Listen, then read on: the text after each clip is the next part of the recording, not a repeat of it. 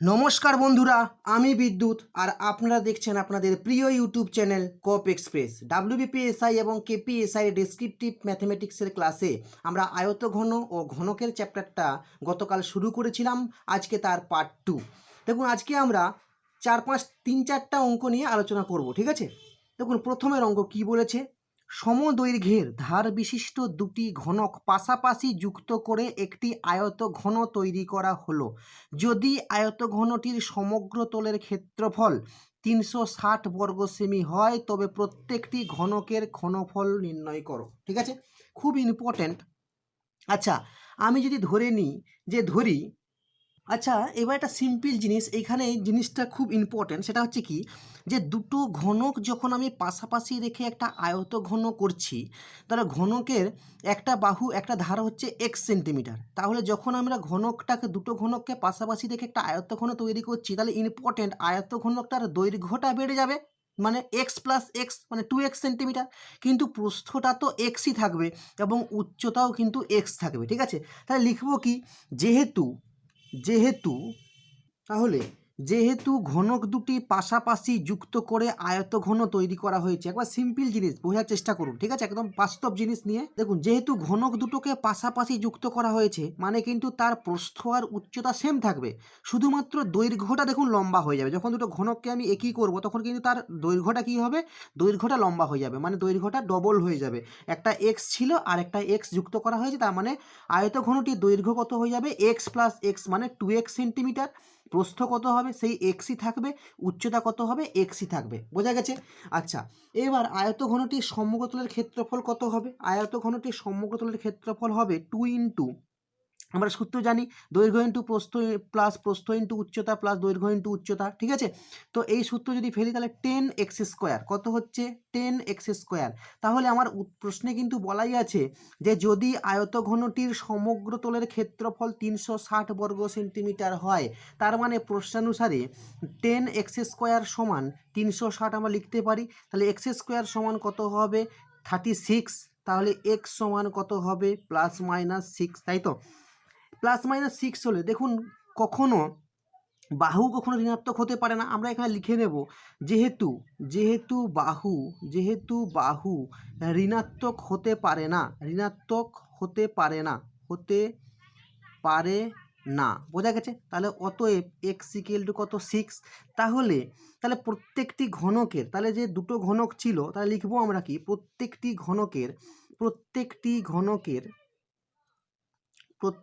ঘনকের প্রতিটি বাহুর দৈর্ঘ্য, প্রতিটি ধারের দৈর্ঘ্য বা প্রতিটি বাহুর দৈর্ঘ্য লিখতে পারি। প্রতিটি ধারের দৈর্ঘ্য কত, 6 সেন্টিমিটার। কত, 6 সেন্টিমিটার, তাই তো? তাহলে অতএব আমার কি চেয়েছে, প্রত্যেকটি ঘনকের ঘনফল কত। তাহলে প্রত্যেকটি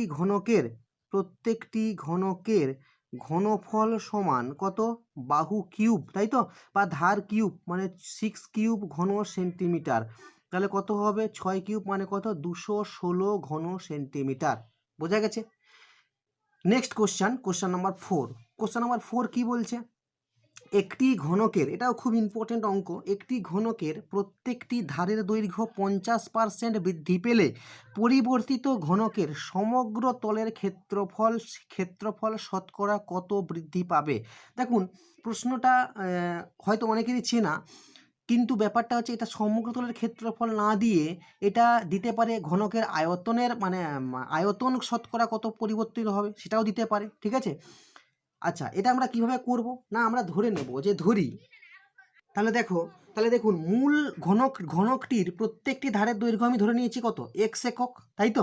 আচ্ছা, এবার ধারের দৈর্ঘ্য যদি 50% বৃদ্ধি পায়, তাহলে ধারের দৈর্ঘ্য কত হবে? তাহলে ধারের দৈর্ঘ্য হবে 3x/2 একক। এবার মূল ঘনকের সমগ্রতলের ক্ষেত্রফল কত? আমরা কি জানি, ঘনকের সমগ্রতলের ক্ষেত্রফল হচ্ছে 6 ইন্টু বাহু স্কোয়ার।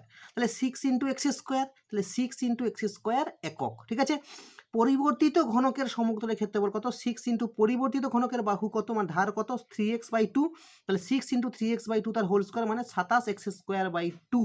ঠিক আছে, ক্ষেত্রফল কত বৃদ্ধি পেয়েছে? ক্ষেত্রফল ছিল হচ্ছে 6x², হয়েছে কত, 27x²/2। তাহলে বৃদ্ধি পেয়েছে কত, 15x²/2 বর্গ একক। আবার দেখুন এখানে কিন্তু কখনোই লেখা চলবে না যে ক্ষেত্রফল শতকরা বৃদ্ধি পেয়েছে।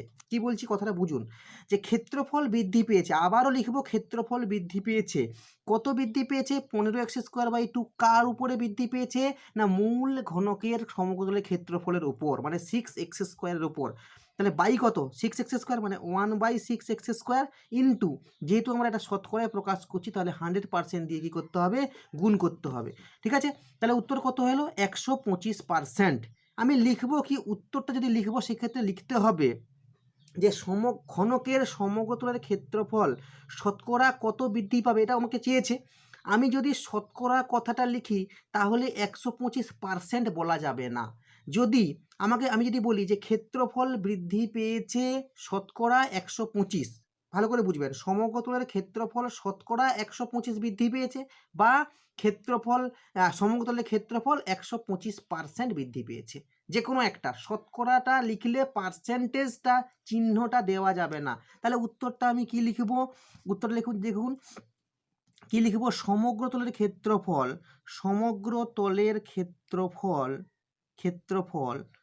শতকরা যদি আমি বলি তাহলে কি লিখব? শতকরা 125 বৃদ্ধি পেয়েছে।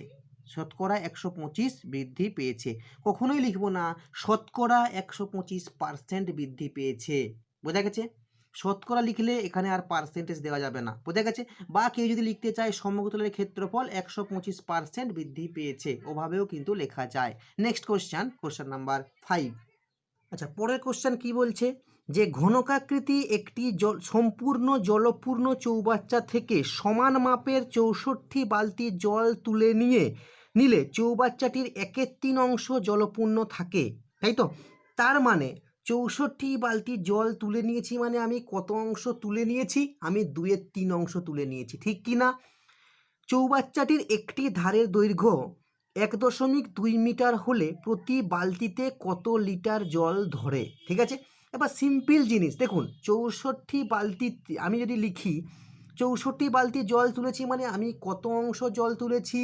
আমি জল তুলেছি, আমার মোট অংশ যদি আমার 1 অংশ হয় তাহলে আমি 1/3 অংশ আমার আছে, তাহলে তুলেছি কত? 1 - 1/3, মানে অ্যাকচুয়ালি আমি 2/3 অংশ জলের আয়তন। তাহলে লিখবো কিভাবে? দেখুন যে কথাটা বললাম সেই কথাটাই শুধু ভাষায় একটু লিখেছি। প্রশ্নানুসারে সমান মাপের 64 বালতি জলের আয়তন সমান কি? চৌবাচ্চাটির 2/3 অংশ জলের আয়তন। ঠিক আছে, এবার আমি ধরে নেব যে ধরি প্রতি বালতিতে মানে বালতিতে x লিটার জল ধরে, x লিটার জল ধরে, তাই তো? তাহলে যদি x লিটার জল ধরে তাহলে 64টি বালতিতে জলের আয়তন কত? জলের আয়তন হচ্ছে কত না 64x লিটার,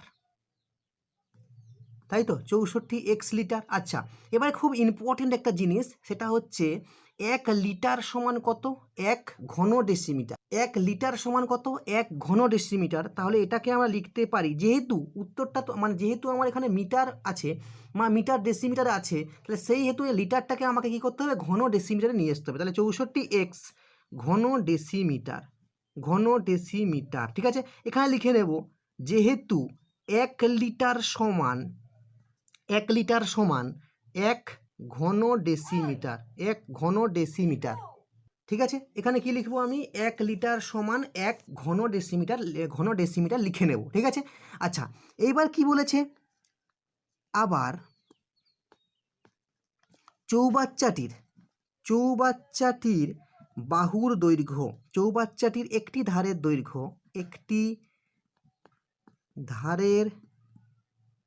দৈর্ঘ্য কত?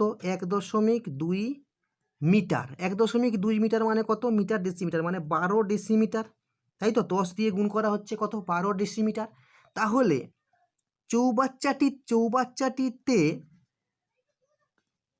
চৌবাচ্চাটিতে মোট জল ধরে, চৌবাচ্চাটিতে জলের আয়তন, তাই তো? মানে চৌবাচ্চাটির টোটাল সম্পূর্ণ জলের আয়তন আমি বের করছি। জলের আয়তন কত না 12 কিউব ঘন ডেসিমিটার, 12 কিউব ঘন ডেসিমিটার। বোঝা গেছে? 12 কিউব ঘন ডেসিমিটার মানে কত? আচ্ছা, এটা আমি 12 ইন্টু 12 ইন্টু 12 লিখে রাখলাম, ঠিক আছে, ঘন ডেসিমিটার। বোঝা গেছে? তাহলে চৌবাচ্চাটির এক অংশের আয়তন এত, তাহলে মানে টোটাল সম্পূর্ণ জলের আয়তন কত? এত। তাহলে আমি লিখতে পারি যে অতএব চৌবাচ্চাটিতে 2/3 অংশ জলের আয়তন কত হবে? তাই তো, আয়তন কত হবে? 2/3 ইন্টু 12 ইন্টু 12 ইন্টু 12 ঘন ডেসিমিটার। আচ্ছা, এবার আমাকে বলুন 2/3 অংশ জল সে কী করেছে? তুলে নিয়েছে। 2/3 অংশ জল সে তুলে নিয়েছে কত বালতি জলে? 64 বালতি জলে। তাহলে 64 বালতি জলের আয়তন কত? 64 এক্স ডেসিমিটার। আর সেটাই কি 2/3 অংশ জলের আয়তন কত বেরিয়েছে আমার? 2/3 ইন্টু 12 ইন্টু 12 ইন্টু 12 ঘন ডেসিমিটার। তাহলে প্রশ্ন অনুযায়ী আমি কি এইটা সমান এই 64 এক্স সমান 2/3 ইন্টু 12 ইন্টু 12 ইন্টু 12 করতে পারি না? ঠিক আছে, তাহলে আমি কি লিখবো প্রশ্নানুযায়ী? তাহলে কি লিখবো? প্রশ্নানুযায়ী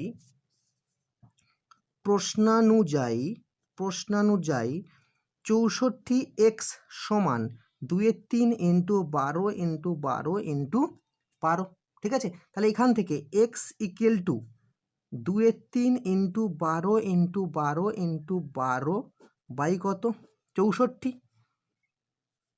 আচ্ছা, এই কাটাকাটিটা না, এখানে কাটাকাটিটা করলে একটু বেশি হয়ে যাবে, মানে ঘিঞ্জি হয়ে যাবে। তাহলে আমি কাটাকাটিটা একটু রাফে করে নিচ্ছি, ঠিক আছে? তাহলে 2 into 12 into 12 into 12 by 3 into 64। তাহলে এক্স ইকুয়াল টু কত হচ্ছে? 18। তাহলে অতএব আমি তো এটাই ধরেছিলাম যে প্রতি বালতিতে এক্স লিটার জল ধরে। তাহলে অতএব আমি উত্তরটা কি লিখব? প্রতিটি বালতিতে 18 লিটার জল ধরে। 18 লিটার জল ধরে, ঠিক আছে? দেখুন, দুটো অঙ্ক এইচডাব্লিউ দিচ্ছি, এগুলো একটু বাড়িতে করে নেবেন, খুব সোজা অঙ্ক, ঠিক আছে? দেখুন, প্রথম 6 দাগের অঙ্ক কি বলছে? 20 সেন্টিমিটার 10.5 সেন্টিমিটার গুণিত 8.5 সেন্টিমিটার মাপের রূপর আয়তঘন গলিয়ে 7 সেন্টিমিটার গুণিত 5 সেন্টিমিটার গুণিত 3 সেন্টিমিটার মাপের কতগুলি রূপর বিস্কুট তৈরি করা যাবে? খুব সোজা কোশ্চান, দেখুন একদম বলেই দেওয়া আছে, এটা দৈর্ঘ্য, এটা প্রস্থ, এটা উচ্চতা, ঠিক আছে? তাহলে আমি ধরতে পারি যে এত এত এত মাপের রূপর আয়তঘনকের আয়তন কত? না, একদম করেই দেওয়া আছে, এটা গুণিত এটা গুণিত এটা, গুণ করতে যাবেন না। নতুন যে রূপর বিস্কুট তৈরি করা যাবে 7 সেন্টিমিটার গুণিত 5 সেন্টিমিটার গুণিত 3 সেন্টিমিটার, তার আয়তন কত? না, 3টার গুণ। তাহলে অতএব রূপর বিস্কুট তৈরি করা যাবে এই আয়তন বাই এই আয়তন। বোঝা গেছে? দিলে অ্যান্সার আসবে কত? 17টা। নেক্সট কোশ্চান, একটু আগে যেটা করালাম ঘনকের অঙ্ক, এটা আয়তঘনের। একটি আয়তঘনকের দৈর্ঘ্য 10% হ্রাস, প্রস্থ 20% হ্রাস এবং উচ্চতা 40% বৃদ্ধি পেলে আয়তঘনের শতকরা কত পরিবর্তন হবে? ঠিক আছে, এটার অ্যান্সার কত আসবে? 0.8% বৃদ্ধি হবে। 0.8% বৃদ্ধি হবে, ঠিক আছে? তো মোটামুটি আয়তঘন এবং ঘনকের এই কটা অঙ্কই মোটামুটি করলে আশা করছি এর মধ্যেই বেসিক অঙ্ক আসবে এবং বেসিক অঙ্ক এর মধ্যেই থাকবে, ঠিক আছে? তো নেক্সট আমরা নতুন একটা চ্যাপ্টার নিয়ে শুরু করব। তো ভিডিও আজকে এই পর্যন্তই, দেখা হচ্ছে পরের ভিডিওতে। আর অবশ্যই যদি ভিডিওটা ভালো লেগে থাকে তাহলে চ্যানেলটাকে সাবস্ক্রাইব করবেন এবং পাশে থাকা বেল আইকনটি প্রেস করে দেবেন যাতে সমস্ত নোটিফিকেশান পেয়ে যান। ভালো থাকবেন, সুস্থ থাকবেন, জয় হিন্দ।